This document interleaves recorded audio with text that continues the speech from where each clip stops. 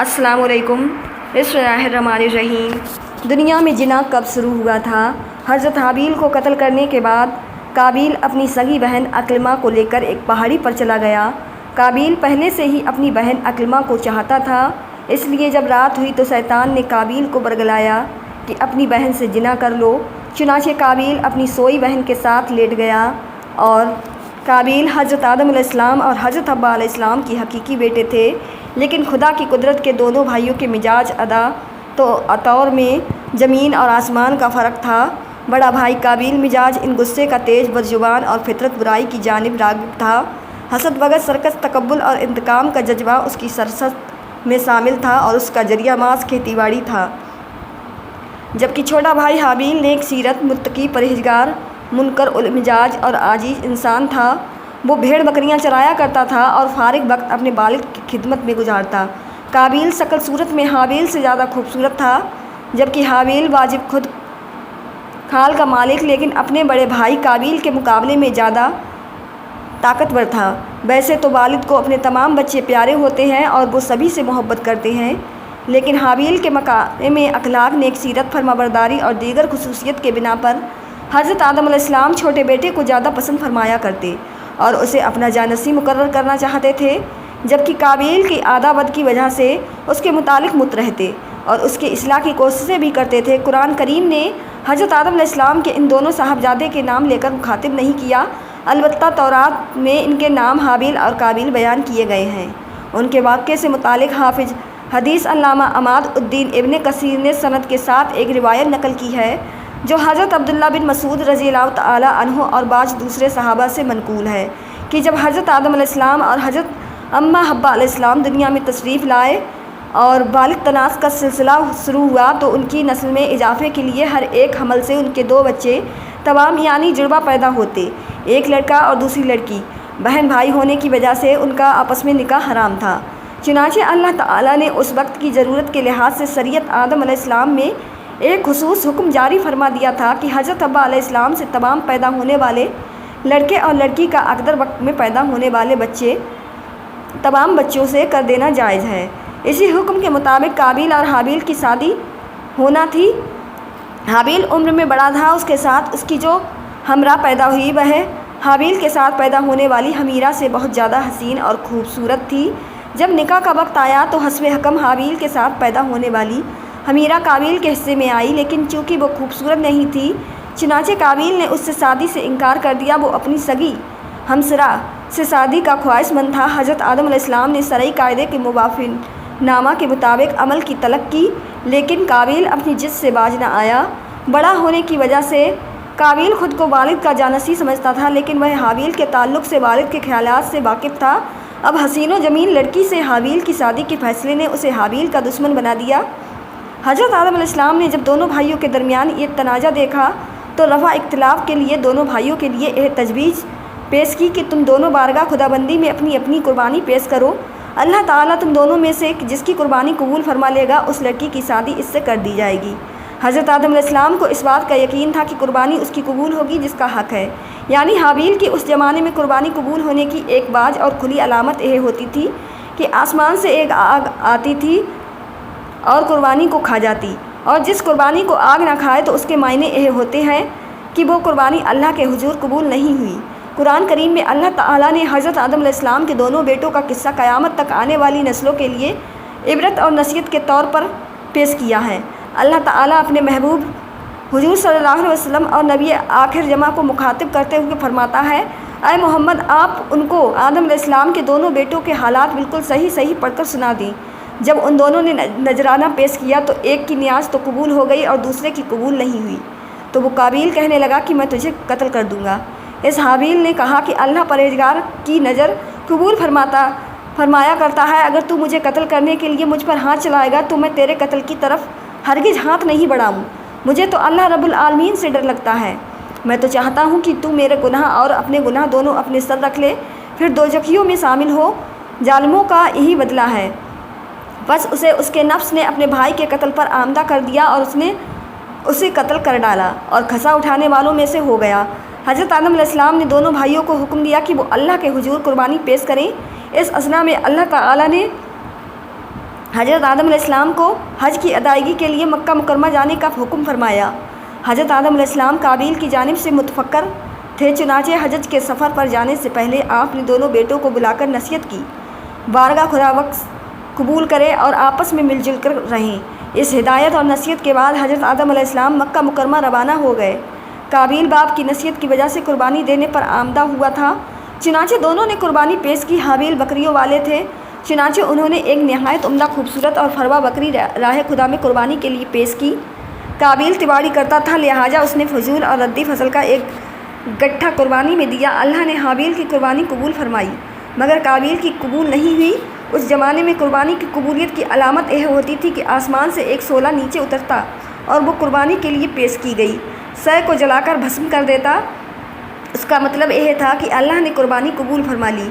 پیارے دوستو، یہ دیکھ کر قابیل گجبناک ہو گیا اور حسد کی آگ میں جل کر بولا، میں تجھے جان سے مار دوں گا۔ حابیل نے کہا، بھائی جان، اس میں میرا کیا قصور ہے؟ یہ تو اللہ تعالیٰ کا قاعدہ ہے کہ وہ صرف اپنے متقی بندوں کی قربانی قبول فرماتا ہے۔ اگر آپ مجھے قتل کرنے کے لیے اپنا ہاتھ جلائیں گے تب بھی میں آپ کو قتل کرنے کے لیے اپنا ہاتھ نہیں چلاؤں گا، کیونکہ مجھے تمام جہانوں کے پروردگار اللہ تعالیٰ کا خوف ہے۔ اگر آپ اس انتہا تک پہنچ جائیں گے کہ مجھے قتل ہی کر دیں گے تو آپ اپنے گناہوں کے ساتھ ساتھ میری خطاؤں کا بھی بوجھ اپنے سر اٹھائیں گے۔ ایک بے گناہ انسان کو قتل کرنے والا گویا مقتول کے تمام گناہوں کا بوجھ بھی اپنے سر اٹھا لیتا ہے۔ اس طرح گناہوں کا ببال بھی آپ کے سر ہوگا اور میرے لیے تو یہ کوئی گھاٹے کا سودا نہیں ہے، البتہ اس جرم کی وجہ سے آپ جہنمی ہو جائیں گے۔ ان الفاظ کے بین سطرور اس کے ضمیر کی کشمکش کا مکمل نقشہ موجود ہے۔ ایک طرف اللہ کا خوف، نیکی کا جذبہ، خون کا رشتہ، اور دوسری طرف شیطانی ترغیب کی آگ اور نفسانی خواہش کی اکساہٹ، اور پھر بالآخر اس اندرونی کشمکش میں اس کا نفس جیت ہی گیا اور اس نے بھائی کو قتل کر ڈالا، جس سے وہ نقصان پانے والوں میں سے ہو گیا۔ قابیل نے حابیل کو کیسے قتل کیا؟ حضرت عبداللہ بن عمر فرماتے ہیں، خدا کی قسم، مقتول حابیل قابیل سے زیادہ طاقتور تھا، لیکن اسے حیا اور شرم مانے رہی کہ اپنے بھائی کی طرف قتل کے لیے ہاتھ بڑھائے۔ علامہ ابن کثیر قتل کے حوالے سے مختلف اقوال تحریر فرماتے ہیں کہ شاید قابیل کے پاس لوہے کی ران ہو جس سے حابیل کو مار اور قتل کر دیا۔ ایک اور قول یہ بھی ہے کہ قابیل نے پتھر کی چٹان حابیل کے سر پر مار کر اسے ہلاک کیا، جبکہ حابیل جب سو رہا تھا تو قابیل نے بھائی کا سر کچل ڈالا۔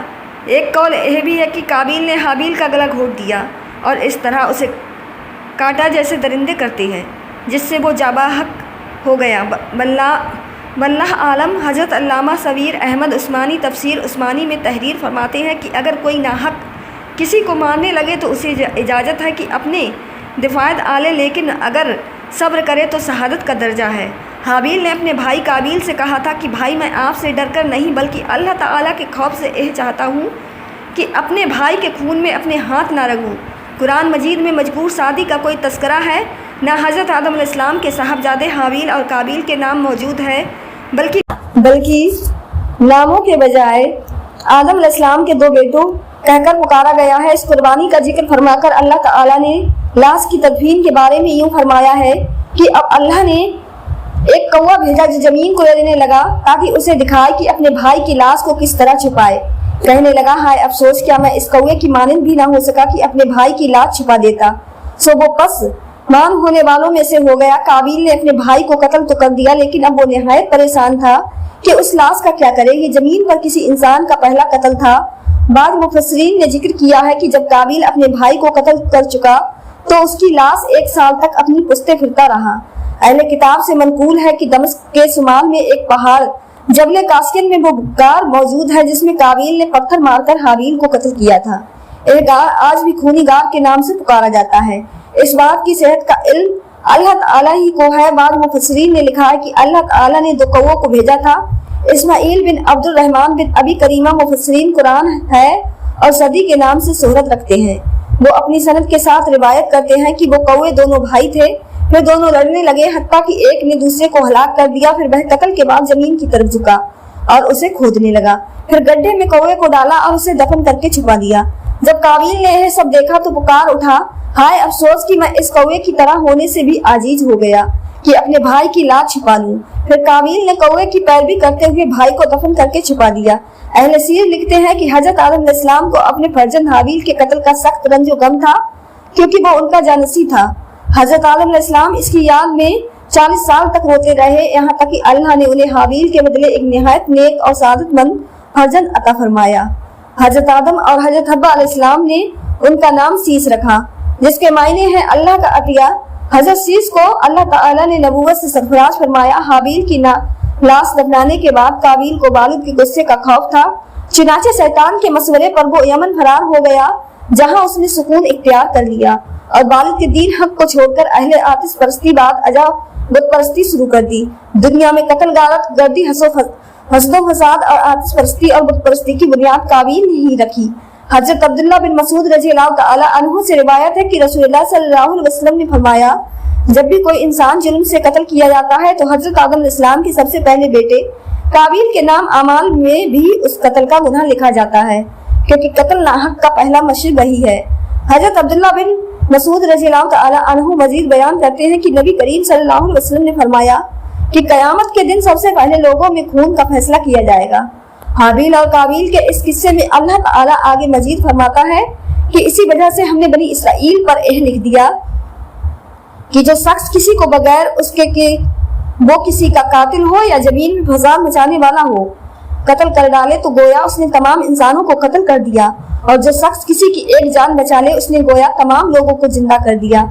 इससे अंदाजा लगाया जा सकता है कि अल्लाह के यहाँ इंसानी खून की कितनी अहमियत और तकरी है, और यह उसूल सिर्फ बनी इसराइल के लिए ही है बल्कि इस्लामी तालीमात हमेशा के लिए है। अल्लामा इब्न कसीर फरमाते हैं कि काबिल को हाबील के कत्ल नाहक की दुनिया सजा फौरी तौर पर इस तरह देगी कि उसकी पिंडली उसकी रान के साथ चमकती गई और जिस तरफ सूरज का चिपटती गई और जिस तरफ सूरज का रुख होता उसका चेहरा भी खुद उधर ही घूम जाता। अपने भाई के साथ हसद, सरकस और गुनाह की वजह से उसे रुसवाई और अजाब मिला, जबकि आखिरत का अजाब सख्त और अपनी जगह कायम है। हजरत मौलाना मुफ्ती मोहम्मद सफी कुरान करीम में बयान किए गए किस्सों से मुतालिक फरमाते हैं कि अहले नजर जानते हैं कि कुरान करीम कोई किस्सा कहानी या तारीख की किताब नहीं कि जिसका मकसद किसी वाक्य को अव्वल से आखिर तक बयान करना हो, लेकिन माज के वाक़यात और गुज़रता अक़वाले और नसीहत रखते हैं। यही तारीख की असल रूह है, और उनमें बहुत से हालात और वाक़यात ऐसे भी हैं जो मुख्तलिफ अहकाम शरीयत की बुनियाद है। उन्हीं फवाद के पेश नज़र कुरान करीम का सलूक हर जगह यह है कि मौका ब मौका कोई वाक़या बयान करता है, और अक्सर पूरा वाक़या भी एक जगह बयान नहीं करता, बल्कि इतने जितने हिस्से से उस जगह का कोई मकसद ताल्लुक हो तो उसका वही टुकड़ा वहाँ बयान कर दिया जाता है। हजरत आदम अलैहिस्सलाम के दो बेटों का किस्सा भी इसी असलू पर नकल किया जा रहा है। इसमें मौजूद और आने वाली नस्लों के लिए बहुत सी इबरत और मवाइज हैं, और इस जमन में बहुत से अकाम सरिया की तरफ इशारा किया गया है। अल्लाम इब्न कसीर, लूसी और करतब ने तफसर में लिखा है कि हजरत हव्वा अलैहिस्सलाम को हर हमल से जुड़वा बच्चे पैदा होते थे, एक बेटा और एक बेटी। ये दोनों सगे बहन भाई होते थे, जबकि पहले हमल से पैदा होने वाला बेटा दूसरे हमल से पैदा होने वाली बेटी से शादी कर सकता था। हजरत आदम अलैहिस्सलाम की सलबी औलाद के दरमियान एक वतन का दूसरे वतन से निकाह जायज था। जब हजरत आदम और हव्वा दुनिया में आए और वालिद तनास का सिलसिला शुरू हुआ तो हर एक हमल से उनके दो बच्चे पैदा हुए, एक लड़का और दूसरी लड़की। उस वक्त जबकि हजरत आदम अलैहिस्सलाम की औलाद में सिवाय बहन भाइयों के कोई और न था और बहन भाई का आपस में निकाह हो सकता, तो अल्लाह ताला ने उस वक्त की जरूरत के लिहाज से शरीयत आदम अलैहिस्सलाम में एक खुसूसी हुक्म जारी फरमाया था कि एक हमल से जो लड़का और लड़की पैदा हो वो आपस में हकीकी बहन भाई समझे जाएंगे और उनके दरमियान निकाह हराम होगा, लेकिन दूसरे हमल से पैदा होने वाले लड़के के लिए पहले हमल से पैदा होने वाली लड़की हकीकी बहन के हुक्म में नहीं होगी, बल्कि उनके दरमियान रिश्ता जायज होगा। हजरत आदम अलैहिस्सलाम की शरीयत में जरूरत बालिग और तनास की वजह से यह जायज था, इसके अलावा और कोई शकल न थी। उसको अल्लाह ताला ने उस वक्त जायज फरमाया था, इसकी जरूरत ना रही, इसलिए फिर हजरत आदम अलैहिस्सलाम के बाद आने वाली हर शरीयत में इसको मना कर दिया गया कि कोई बहन भाई आपस में शादी नहीं कर सकता।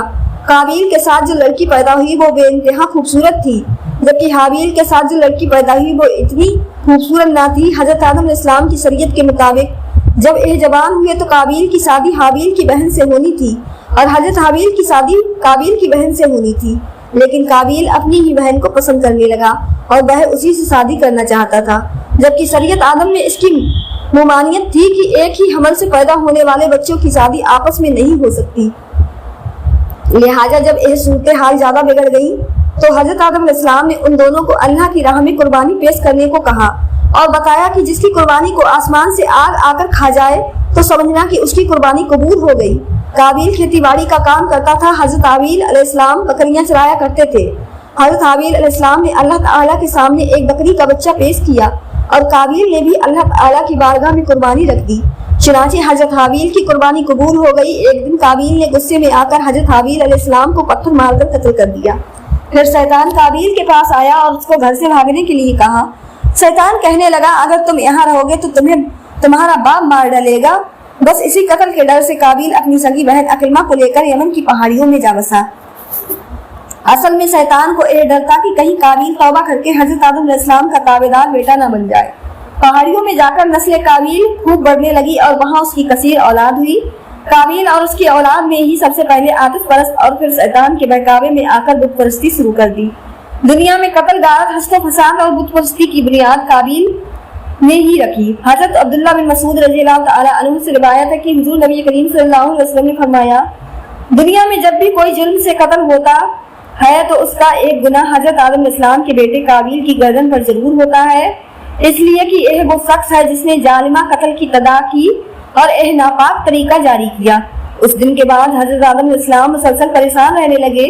حضرت آدم علیہ السلام اللہ تعالیٰ کی بارگاہ میں دعا کرتے تھے، یا اللہ تعالیٰ مجھے نیک اولاد عطا فرما۔ اللہ تعالیٰ نے حضرت آدم علیہ السلام کی دعا قبول فرماتے ہوئے حضرت آدم علیہ السلام کو ایک لڑکا عطا فرمایا جس کا نام حضرت شیس علیہ السلام تھا۔ حضرت شیس علیہ السلام جوان ہوئے تو حضرت آدم علیہ السلام نے اپنا جانشین حضرت شیس علیہ السلام کو مقرر کر دیا۔ ان کو حکم دیتے ہوئے کہا کہ اپنے بھائی قابیل سے ہمیشہ دور رہنا۔ جب حضرت آدم علیہ السلام کا وصال ہوا تو اللہ تعالیٰ کی طرف سے بے شمار فرشتے زمین پر نازل ہوئے۔ انہوں نے حضرت شیس علیہ السلام کو اپنے باپ کو دفن کرنے کا طریقہ بتایا۔ اس کے بعد حضرت حوا کا بھی وصال ہو گیا۔ اس کے بعد زنا کی شروعات ہوئی۔ اس کے بعد ایک وادی میں قابیل اور اس کی اولاد رہنے لگی۔ شیطان ایک آدمی کی شکل میں ان کے پاس آتا۔ شیطان نے ان دونوں کو ایسے عصرت میں لگا دیا۔ شیطان نے ان کو ایسے ایسے کپڑے اور گانے بجانے کے طریقے سکھائے کہ وہ کبھی بھی ان کو نہ بھول سکے۔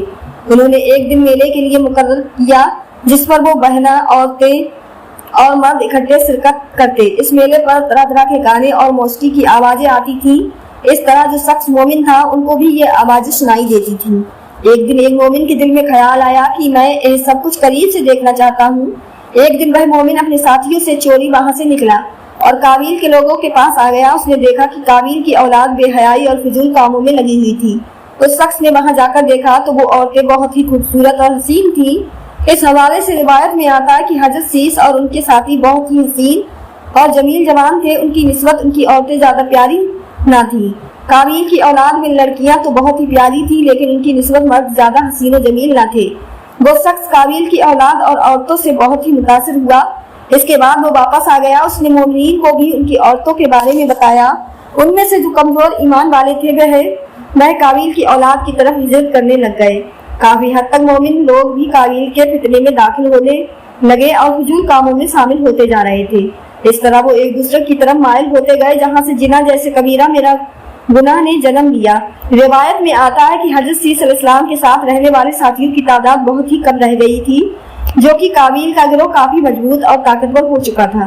وہ حضرت شیس اور ان کے ساتھیوں کو تنگ کرتے رہتے تھے، ان کو طرح طرح کی تکلیفیں دیا کرتے تھے۔ حضرت آدم علیہ السلام نے وفات کے وقت حضرت شیس علیہ السلام کو نصیحت کی تھی، اے میرے جانشین، میرے بعد تقویٰ اختیار کرنا اور اپنی نسل کو قابیل سے پاک رکھنا۔ ایسا ہی ہوا۔ حضرت شیس نے شادی سے انکار کیا، جس پر قابیل کے بیٹے حضرت شیس کی اولاد میں سے لڑکی کو اٹھا کر لے گئے، جس پر حضرت شیس نے اللہ کے حکم سے قابیل کے لشکر پر حملہ کیا اور ان کو تہس نہس کر کے لڑکی کو آزاد کروا لیا۔ مسلمان، یہودی اور عیسائی اس بات پر متفق ہیں کہ اس وقت دنیا میں جتنے بھی لوگ موجود ہیں وہ نسل شیس علیہ السلام سے ہیں، کیونکہ حابیل 20 سال کی عمر میں شہید کر دیے گئے اور ان کا کوئی جانشین نہ تھا۔ قابیل اور اس کی اولاد شیطان کی پیروکار بنی جس کو طوفان نوح میں غرق کر دیا گیا تھا۔ اس لیے نسل انسانی صرف اور صرف حضرت آدم علیہ السلام کے تیسرے بیٹے حضرت شیس علیہ السلام سے ہے۔ اگر دیکھا جائے تو زنا اس وقت ہی شروع ہو گیا تھا جب قابیل اپنی بہن عکرمہ کو لے کر وہاں سے بھاگ گیا تھا۔ اس نے اپنی بہن کے ساتھ ہی اپنی اولاد کو جنم دیا۔ اللہ تعالی ہمیں ہر گناہ سے محفوظ رکھے، ہمیں نیک اعمال کرنے کی توفیق عطا فرمائے اور ہمارا خاتمہ ایمان پر فرمائے، آمین۔ پیارے دوستو، اگر آپ کو ہماری آج کی ویڈیو اچھی لگی ہو تو زیادہ سے زیادہ شیئر لائک ضرور کریں، اور آپ نے ابھی تک ہمارے چینل کو سبسکرائب نہیں کیا ہے تو ہمارے چینل کو سبسکرائب ضرور کر لیں۔ تب تک کے لیے اپنا خیال رکھیں، اللہ حافظ۔